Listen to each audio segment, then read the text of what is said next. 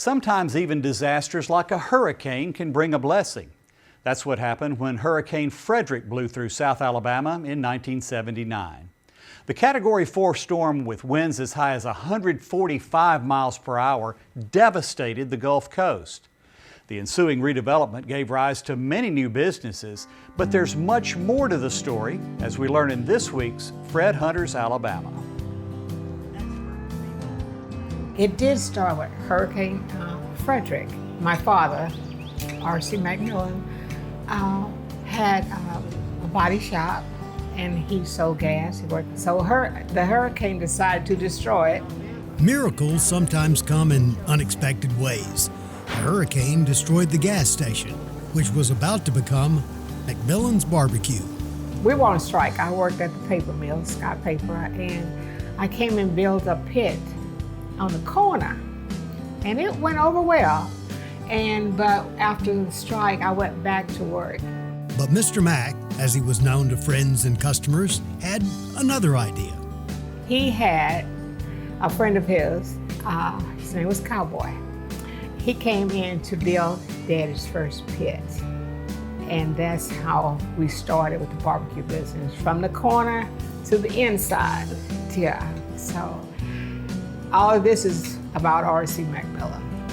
All this is McMillan's Bar-b-que in the Whistler community of Pritchard. And all this draws barbecue lovers from all over the South. People move away, but they come back, but they never forget. You can hear a story almost every day about Mr. Mack. I'll hear people come in to tell stories about my father.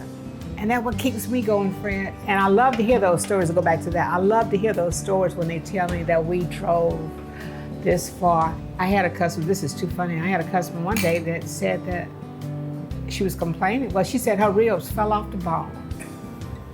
I thought that was cute. My ribs fell off the bone. I said, I did it, that's what I wanted. But people love it, so if they love it, I love selling it to them. And all those loyal customers appreciate not just the food, but the prices as well. I know things are going up, and like I said, I haven't gone up on price in 3 years. And I know prices, people know. I have customers that have actually come and tell me, you have the lowest prices. Then I say, I know, but I'll take care of it later. And when the stresses of keeping the customers satisfied gets to be too much, Carolyn has a refuge. Since I have built the gazebo, and my mom passed in January of last year, and before I showed you the gazebo that I had, Mac's Place, but now I've changed it to Mac and Maggie's Place. So that's my comfort zone. When I'm in here and it's too much going on for me or whatever, I say, I gotta go talk to Daddy. Now I'm talking to Mama and Daddy. I wish my father had been here to see the fruit of his labor, because he loved this place. Somehow, I think he knows. Miss Carolyn says as long as the sign stands, she'll be here selling barbecue. And Mr. Mack, he'll be looking down and smiling. It's simply Southern food that satisfies the soul for Fred Hunter's Alabama family. In case you're headed to McMillan's for the first time and are wondering what to order, Miss Carolyn says go with the sampler platter and don't forget those greens. And of course, you have to try those fall-off-the-bone ribs. It sounds really good. Now here's an Alabama fun fact for you. The community of Whistler was named after a famous railroad construction engineer, George Washington Whistler. And his son is the famous artist who painted the piece Whistler's Mother. Very interesting. There you go. There's much more Simply Southern yet to come. On the other side of this break, we'll take you to the greatest show on dirt, the Southeastern Livestock Expo Rodeo. When it comes to getting you back on the road of life, Alpha is there by your side when you need us most. Handling your claims quickly. Because now is better than soon, and paid is better than pending. We make sure everything is taken care of, so you can get back to what matters most. Ranked #1 for auto insurance customer satisfaction in the Southeast. I'm Heath Clary from Greensboro, Alabama. I'm proud to be the Alabama Catfish Farmer of the Year. I've been raising catfish for 9 years, and I've been eating it longer than that. From fish fries to taco night, I've tried just about every recipe, and they're all great.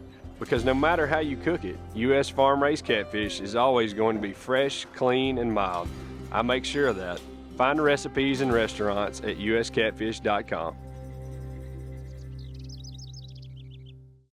Welcome to Farm Bureau Bank.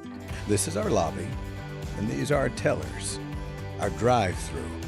With us, your local branch is you. You need the utility off-road version of those soft city banks, one that understands the freedom you need and the hassles you don't. So join us and enjoy the best of what life out here can be. Farm Bureau Bank, not just branches, roots. Soybeans are a very versatile product. We make crayons out of it. A lot of the combines you see rolling through the fields have a lot of plastic side panels that are made from a soy product. The soybeans that we grow on our farm mostly goes into chicken feed. Soybean production in Alabama employs over 10,000 people. We grow some of the best soybeans in the world. We go the extra mile to make sure when our name is stamped on it, we know it's the best product we can produce. Hey y'all, I'm Kim Earwood with Alabama Ag in the Classroom, and I'm back with another Miss Kim's Book Corner.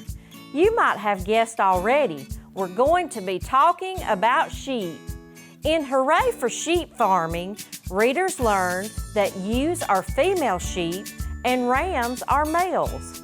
It tells you what sheep eat throughout the year and how dogs help move and protect the flock.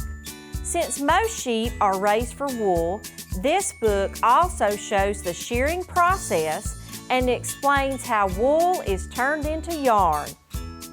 If you're ready to wrangle up more accurate ag books, all you have to do is go online to agfoundation.org/books. Miss Kim's Book Corner is brought to you by Alabama Ag in the Classroom. See you next time.